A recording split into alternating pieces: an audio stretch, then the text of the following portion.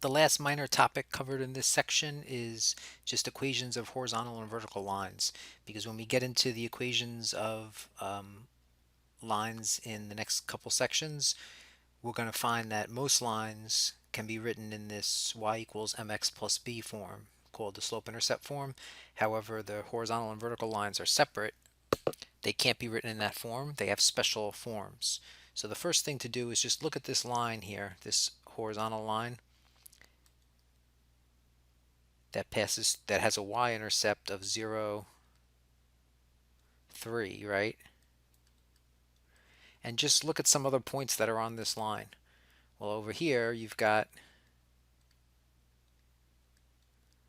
this point, which is negative 4, 3. Over here you've got this point, which is 5, 3.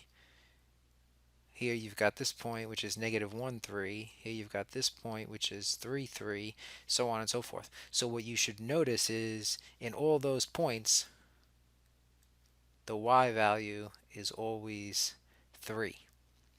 So the y value never changes when you have a horizontal line. So not surprisingly then, the equation of any horizontal line is just going to be y equals b, where b is whatever the y-intercept is. And in this case, the y-intercept is 3.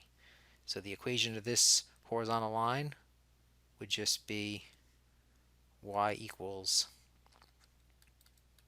3.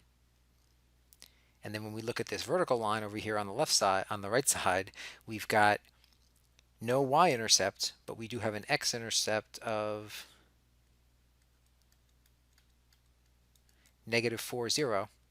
We've got some other points on this line, like up here would be negative 4, 5.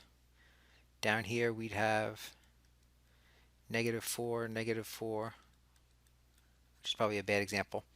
And then over here we'd have negative 4, 3, negative 4, 2, so on and so forth. So similar to the last one, we have one of the coordinates never changing. But in this case, it's x. X is always equal to negative 4. So not surprisingly then, that's the equation of this line. The equation of any vertical line is always going to be x equals a, where a is whatever the x-intercept is. So in this case, the x-intercept was negative 4, 0. And the equation of this line then, that went through that x-intercept vertically, was going to be x equals negative 4. So if I wanted to graph the line, let's say on the left here, that had an equation of y equals negative 4, right? What would I do?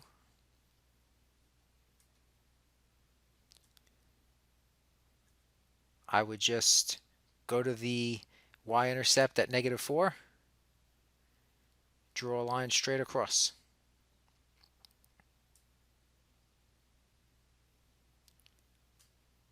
So there's my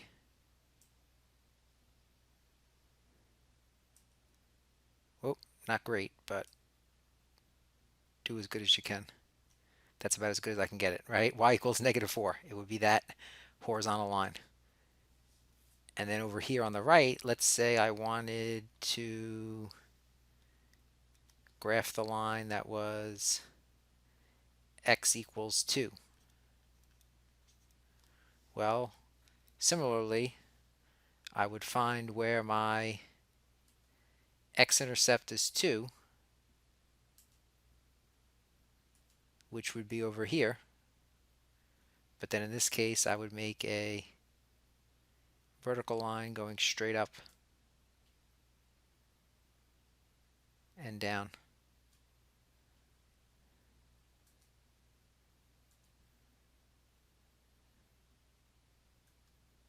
And that would be my vertical line at x equals 2. Again, can't make it any better than that, right? We'll assume it was vertical. So bottom line is vertical lines always have the equation x equals some number.